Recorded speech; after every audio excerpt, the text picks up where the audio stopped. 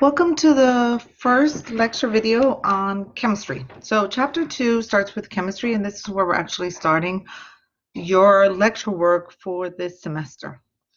And I know you're probably wondering what chemistry has to do with anatomy and physiology.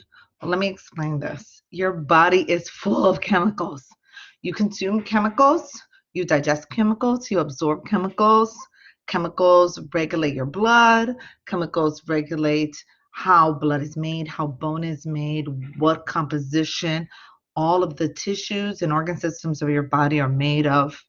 Chemicals are used for sending signals from one part of the body to another via hormones or via nervous signals. So we use chemicals a lot in anatomy and physiology because it's part of what maintains homeostasis. So in this chemistry chapter, we're going to understand a little bit about what is an atom, what are molecules and macromolecules.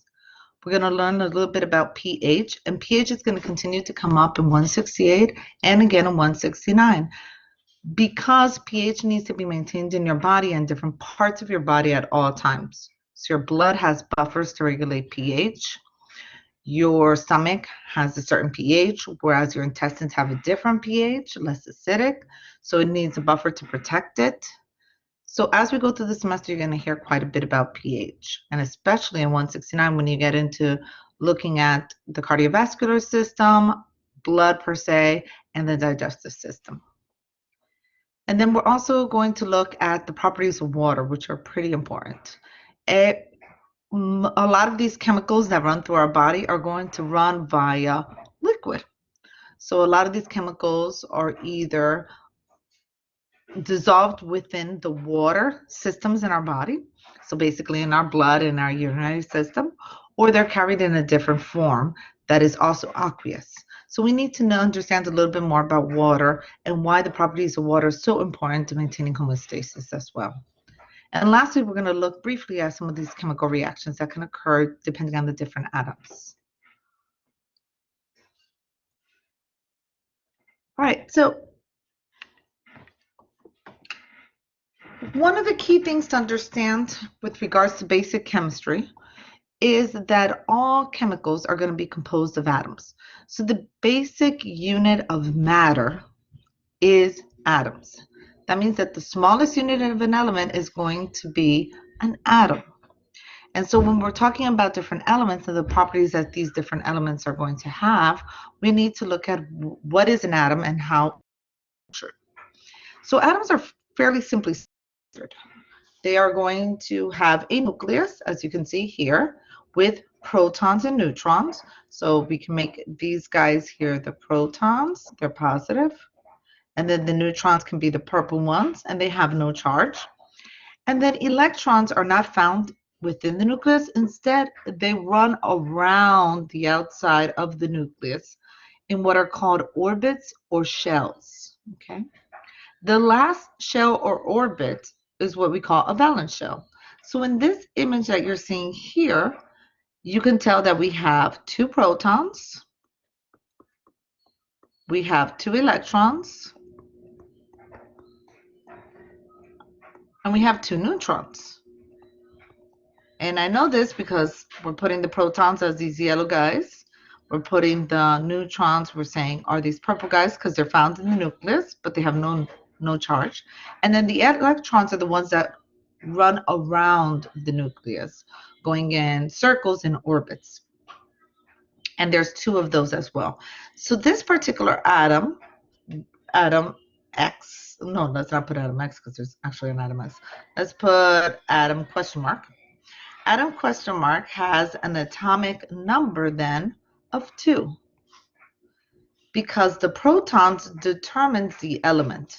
So your protons here are going to determine your element. This atom also has 4 as its atomic weight. And that's because the atomic weight is determined by protons plus neutrons. So you add 2 plus 2, and that gives you 4. So this atom has 2 protons and 4 neutrons. because protons and neutrons are the ones that hold the weight, they're the only thing that makes up the atomic weight. Electrons weigh so little that they're not taken into consideration when determining the weight of an element. So if we were to look at the periodic table to find out what element we're looking at, we're going to look for this guy, the one with the atomic number of 2. Because remember, the number of protons determines the element. So we're looking for atomic number 2. Go here to your periodic table. This one is atomic number 1. This one here is atomic number 2. And it is the atom called helium. So the element helium. So now we know that this guy here is helium. This is its atomic symbol. It has an atomic number of 2 and an atomic weight of 4.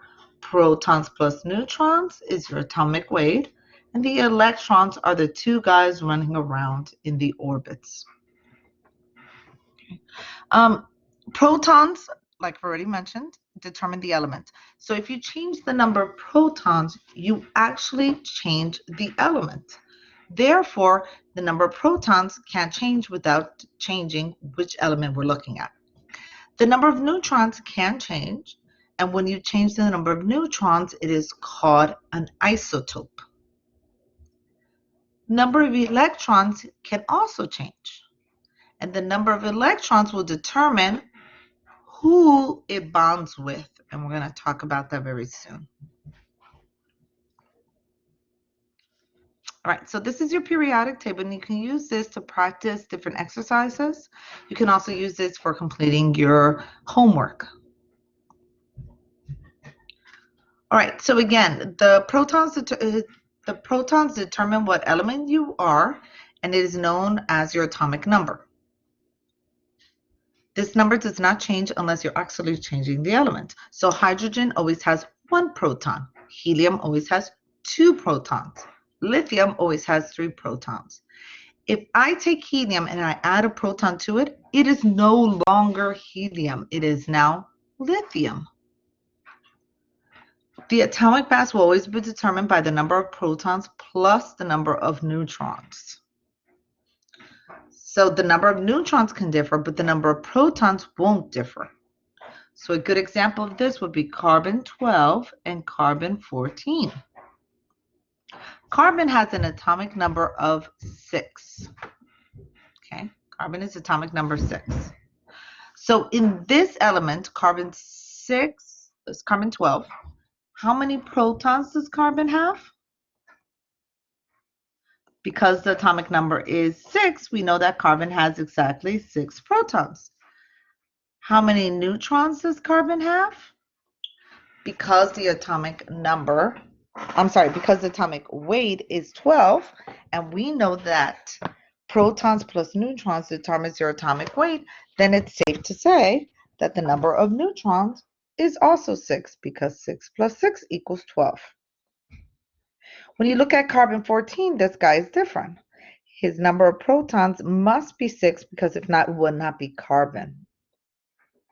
But because the atomic weight is different, it's 14 instead of 12, then you have to subtract. 14 minus 6 is 8, therefore the number of neutrons must be 8.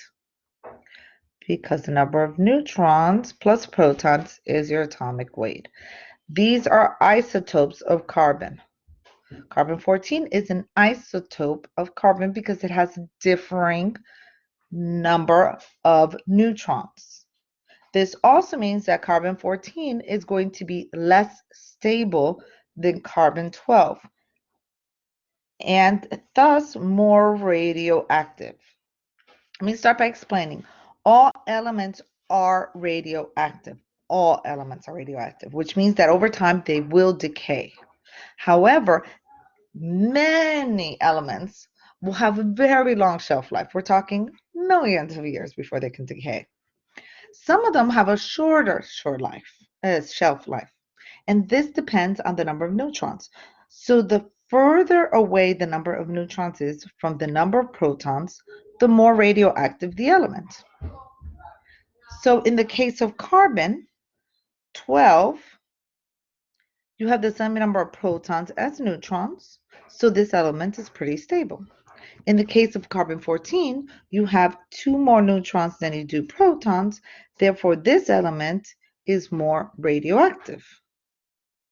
This element is actually used a lot for doing what is called radio dating, where you are able to use carbon-14 to look at fossils of different things, including humans, to determine how old they may be. Because you can tell, so our skeletons are made out of carbon with other elements, but mostly out of carbon. And our skeletons have carbon-12, carbon-13, and carbon-14. Because carbon-14 is a more radioactive of the isotopes, what you can do is when you find fossils, you measure how much carbon-14 is still left in that fossil and how much of it has decayed. And because we already know the shelf life for carbon-14, we're able to see how old those fossils are. And that's one way in which we can do dating. Radiation is what radioactive elements give off. So they can give off radiation. Some elements give off very little radiation, some give off more radiation. This matters for anatomy and physiology because most of you are going to become nurses or doctors or work in some type of healthcare, of the field of healthcare. So therefore, you're probably going to be using radiation in one way or another. Every time we take x-rays or do a CT scan, we use elements that are radioactive, not too radioactive to cause too much harm, but radioactive enough that we're able to take images of the human body, of the inside of the human body, without having to cut into the human body. So this is one way in which we use radioactivity. We also use radiation for a lot of treatments of different diseases like cancer. So radiation is used a lot as a treatment in cancer. We use radiation in other means that are not necessarily medical. When you think of, for instance, nuclear power is obtained by radiation. So here you can see, if you're looking at the periodic table, let me go back a moment. You can tell here's your carbon, and carbon is, you can't see it well, but it's 6, and the atomic number and the atomic weight is 12. If we were to look down at uranium, uranium is number 92, but its atomic weight is 230 something. So it actually contains a huge difference in the number of neutrons from protons, which means that uranium is extremely radioactive and releases a lot of radiation. This is why uranium is really great for obtaining energy in nuclear power plants, but not great for hanging it out on your kitchen table because it will kill you from radiation poisoning. All right, so make sure that you understand the difference between protons and neutrons and why they matter. Protons determines element, neutrons determines if it is how radioactive it is going to be. All right, the next subatomic particle that I want to discuss is going to be your electrons. So your electrons are also going to be very important because your electrons determine who you bond with. We care about electrons because they determine whom we bond with. Okay. In the case of carbon 6 with atomic weight 12, we know that carbon has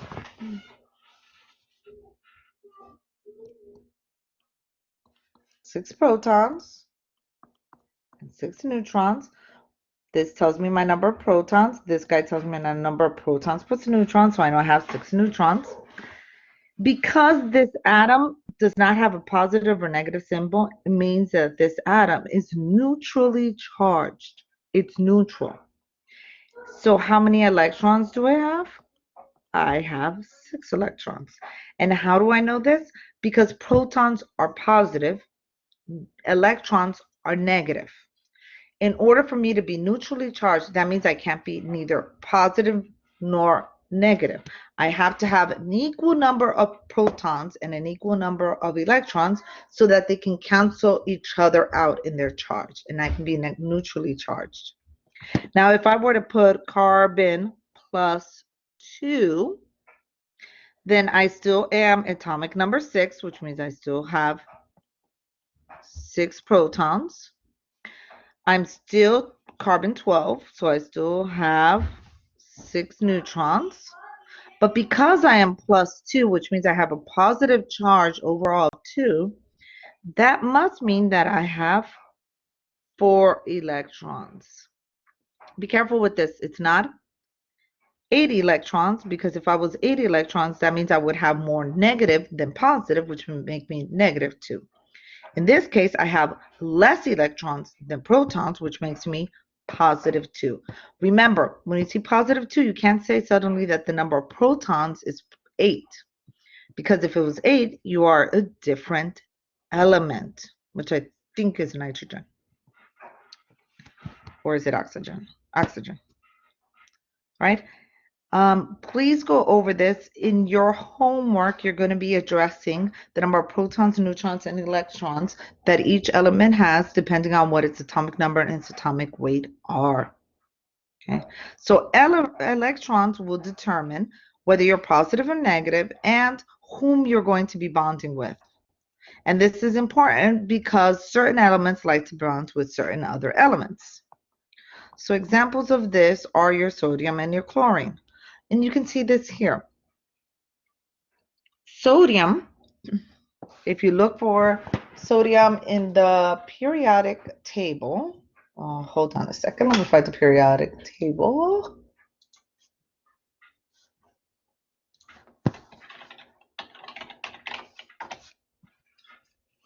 Okay, so sodium is atomic number 11. Okay, and it has a mass of, or atomic weight of 23. So how many protons does sodium have? It has 11 protons because it's the same as the atomic number. How many neutrons does it have? You subtract 11 from 23, and that means you have 12 neutrons. So sodium is slightly radioactive because it has 1 neutron more than protons. Not super radioactive. Don't worry, it's not going to give you radiation poisoning.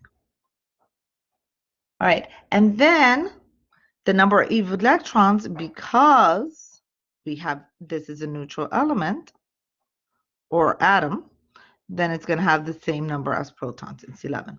And so here you can see how it's set up.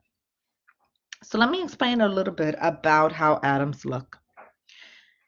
In the atoms, the first orbit, remember that the electrons are not found in the nucleus. Only protons and neutrons are in the nucleus.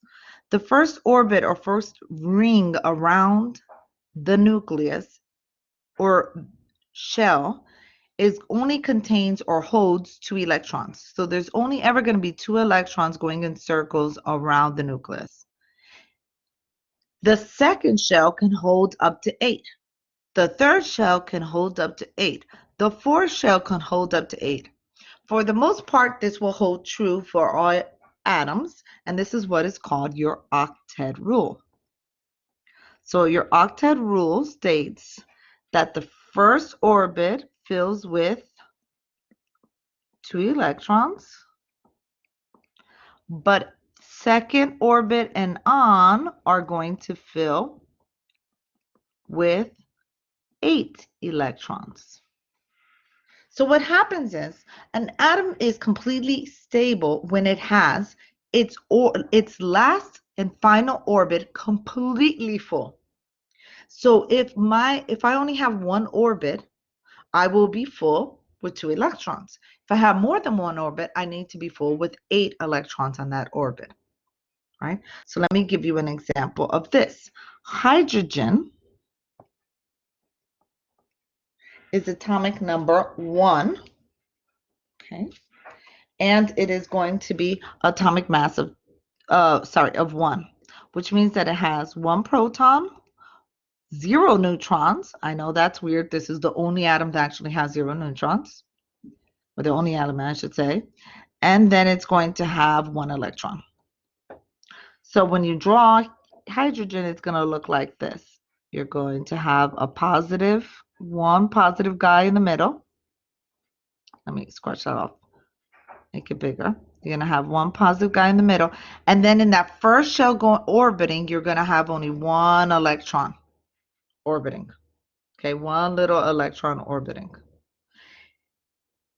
This guy is not stable because your first shell fills with two. So hydrogen is very rare or never found on Earth simply by itself. You don't find hydrogen by itself. Hydrogen will always be bonded with something else. A lot of times hydrogen will bond with hydrogen because another hydrogen atom will have one electron. And if these two bond with each other, if they make a connection and they group up, then they can share their electrons, making that orbit have exactly two electrons, which makes them feel full and satisfied.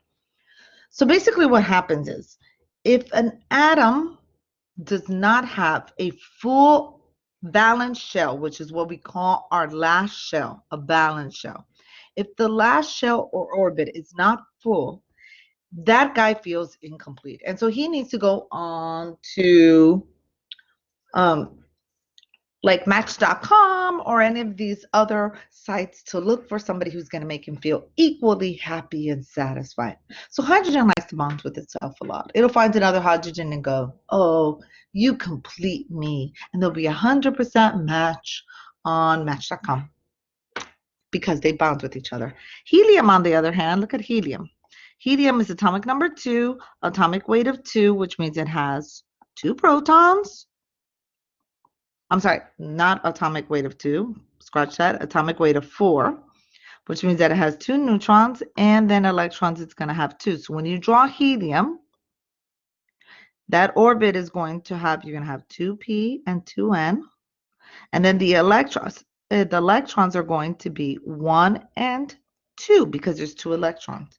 That guy is completely full. So guess how you tend to find helium in nature? By itself. Helium hangs out by itself because it has no need to bond to anyone else. So helium does not tend to make any chemical bonds. Hydrogen always makes chemical bonds. And this matters for the nature of chemicals. So sodium, as you can see here, has only one electron on its valence shell or last ring, and it needs 8 to feel satisfied. So not only is sodium constantly looking for someone to bond with, but it wants to bond with anyone where it can easily get rid of its one electron. Because it's going to be easier for it to get rid of this one electron and then just have its previous orbit become its valence shell and be completely full, than it would be to pull 7 electrons from someone else. So sodium tends to make bonds, but by losing an electron instead of gaining an electron. Chlorine is the opposite. If you look here at chlorine, chlorine has 2, 4, 6, 7 electrons on its last shell or valence shell. Okay, so it's only missing 1 to feel complete. Therefore, it is more likely to pull in an electron from someone else to make it feel complete. So guess who chlorine likes to bond with? Sodium. Sodium wants to get rid of 1 electron. Chlorine wants to grab 1 electron. So sodium will tend to give an electron to chlorine.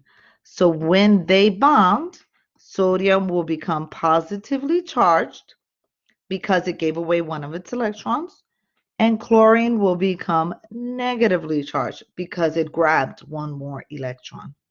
This is what is called an ionic bond.